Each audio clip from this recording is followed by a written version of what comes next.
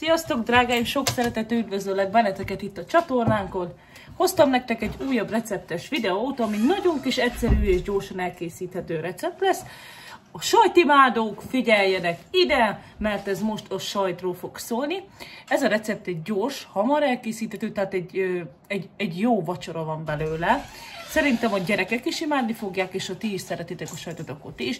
De akár egy ebédre is szerintem megállja a helyét. Ez nem más lesz, mint a mac and cheese. Na, megmondom nektek a frankót, hogy én még ilyet nem készítettem.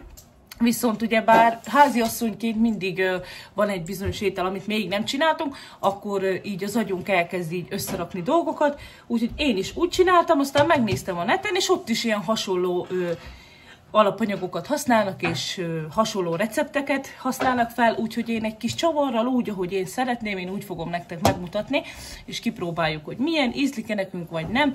A Mekiből szoktunk venni, ha esetleg ott járunk, meg Krisztánkának az egyik kedvence. Úgyhogy, ha van kedvetek, akkor tartsatok velem, ebbe a videóban mutatom nektek a hozzávalókat. Na, és itt is vannak a hozzávalók, mutatom őket egyenként. Most én a Pennybe szereztem be a hozzávalókat.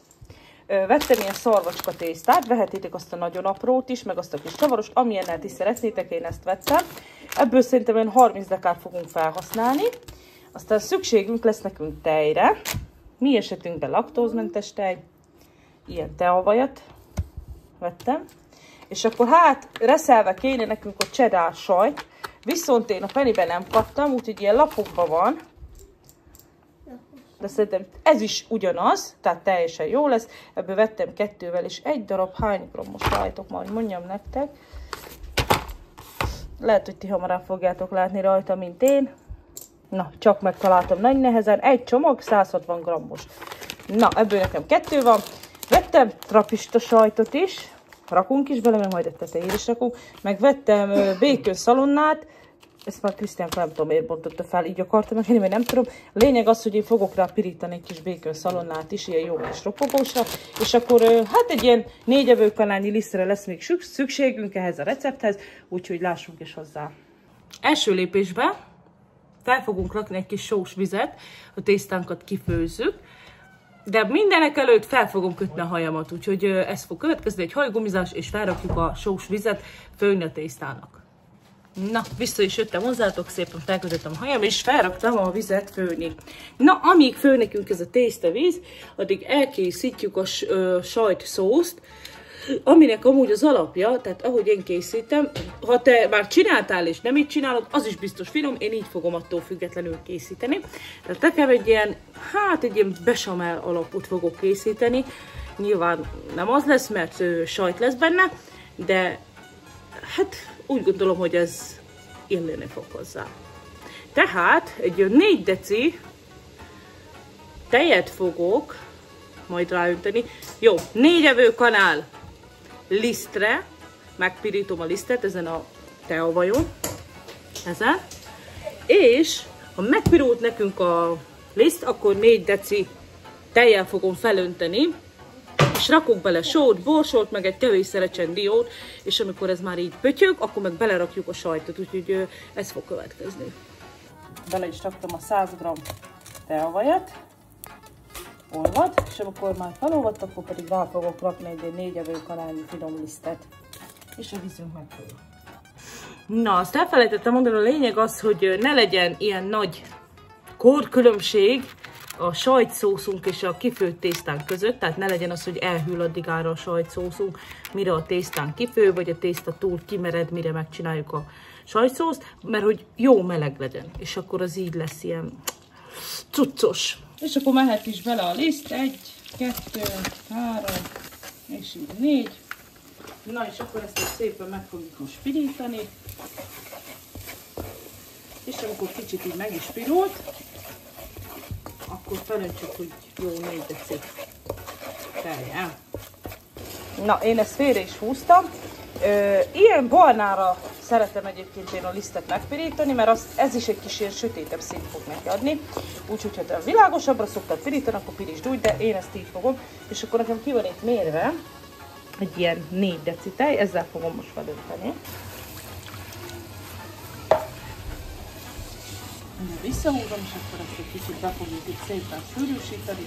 Hogyha nagyon sűrű, akkor nyugodtan önhetnek még hozzá tejet, de szerintem ez pont ilyen sűrű állagú lesz. És akkor majd ebbe fog nekünk belemenni a fűszerezés, ami őrölt borst lesz és só, meg egy kevés kis szerecsendió, és a sajtokat fogjuk majd hozzáadni, és ezzel készen is lesz a sajtszószunk.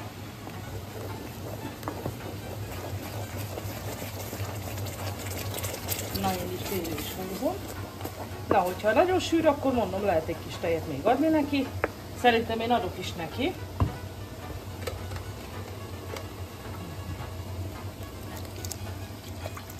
Először egy kis keveset.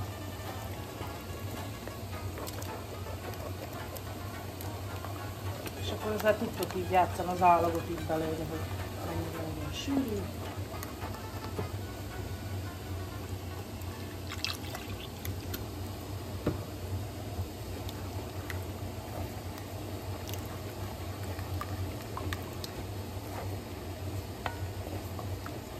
Ilyen jó cuccos lesz a tésztán. Jó sűrű bevonata lesz neki. Na, ez így teljesen jó. Nem tudom, mennyire látszódik, hogy inkább egy kanállal mutatom meg nektek, hogy ez ennyire ilyen.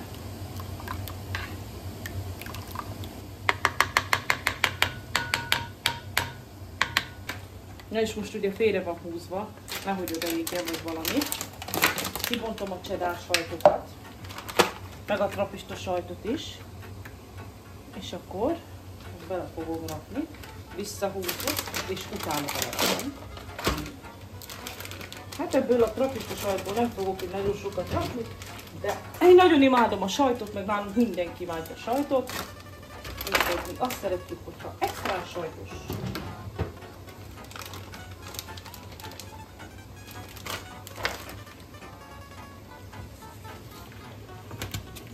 Levesszük egy kicsit, és akkor lehet ez bárhogyan belecsipkeditek, úgyis el fog olvadni.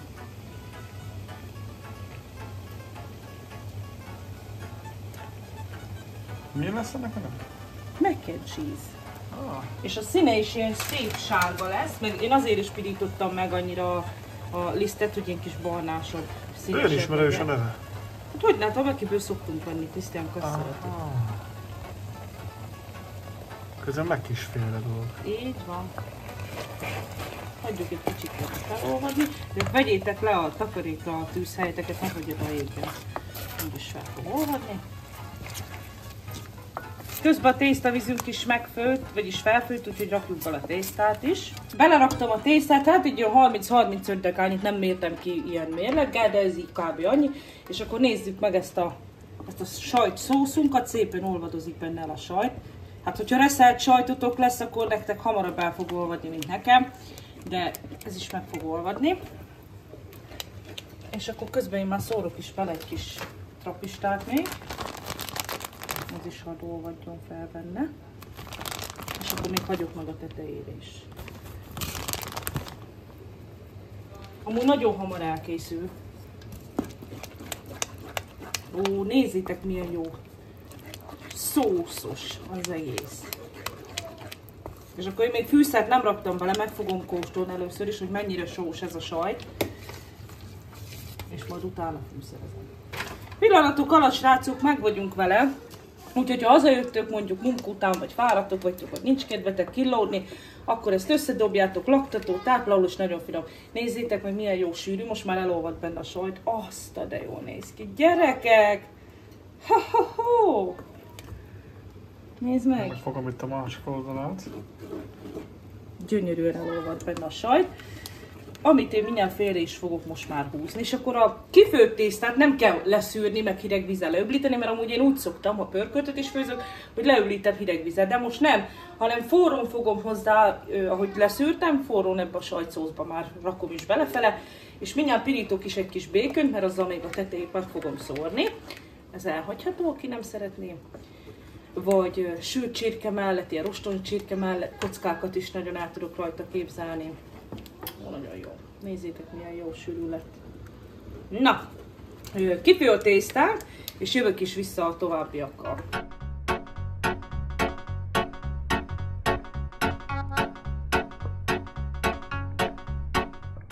Ha van kockázatos békönötök, akkor azzal, ha nincs, akkor így ilyennel. Mondjuk ez elég zsíros, úgyhogy ebből fog kisülni zsír, de majd én ezt egy kicsit átszúrom, tehát a zsírát leveszem.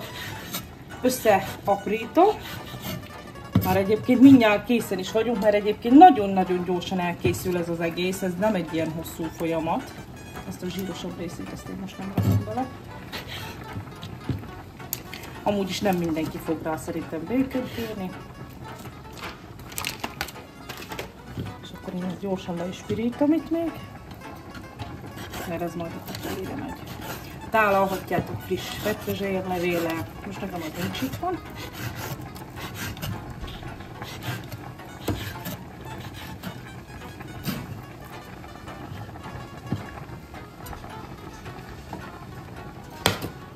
Na, ki is főtt nekem a tészta, srácok, látjátok, nem szültem le, mert még gőző, úgyhogy jól lecsepegtetem, és hozzá is rakjuk a sajtszószhoz.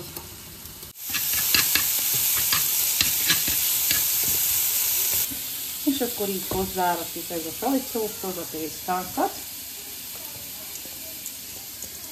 Ez jó forró. De hát a mac and cheese az úgy a finom, hogyha jó forró. Hát ez hidegen a sajt megkeményedik benne, és akkor már nem olyan pincsó. Na, és akkor is szépen összeforgassuk. Gyerekek, ez nagyon brutál, ahogy kinéz. Jó cuccos. És mennyire adják a makibe? Fú, most én nem tudom pontosan, már mikor vettünk, nyáron. Azóta nem vettünk, és... Halljátok, tedd egy kicsit közebb ezt a locsogást.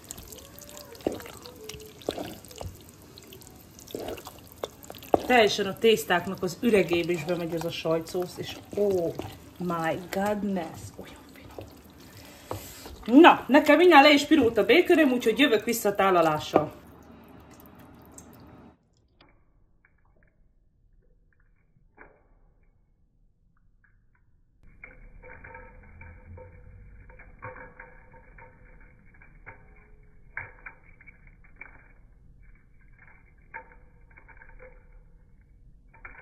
El is készültünk, gyerekek, ez egy ilyen 10-15 perces kaja, úgyhogy nagyon hamar megvan. Úgyhogy jöhet is a tálalás, és nézzük is, megkóstolja meg a család, hogy hogy ízlik nekik a kis házi mac and cheese-ünk.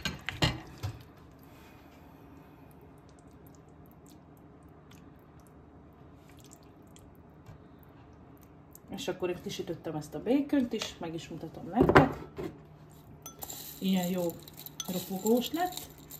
Leszűrtem a zsírt róla, hogy ne legyen olyan zsíros, úgyhogy ezzel meg így szépen meg fogom szórni a tetejét. Na, és akkor így néz ki a tálalás. Krisztiának plusz sajtot nem tettem rá, ha ti szeretnétek még tenni, akkor tegyetek. De egyébként önmagában is nagyon sajtos, extrán sajtos és szószos, cuccos. Gyerekek, ennyi C és S betű. Na, úgyhogy hát így néz ki az Anna Mari féle házi mac and cheese. Remélem, hogy tetszett nektek ez a recept, próbáljátok ki, és hogyha kipróbáljátok, akkor küldjétek el nekem, vagy írjátok meg kommentbe, hogy nektek hogy ízlet, és jó étvágyat kívánok nektek hozzá, tartsatok velem legközelebb is. Millió puszi mindenkinek, sziasztok! Akkor megkóstolom.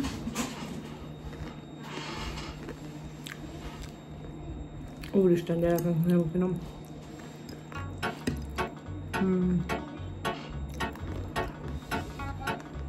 Brutál. 10/10.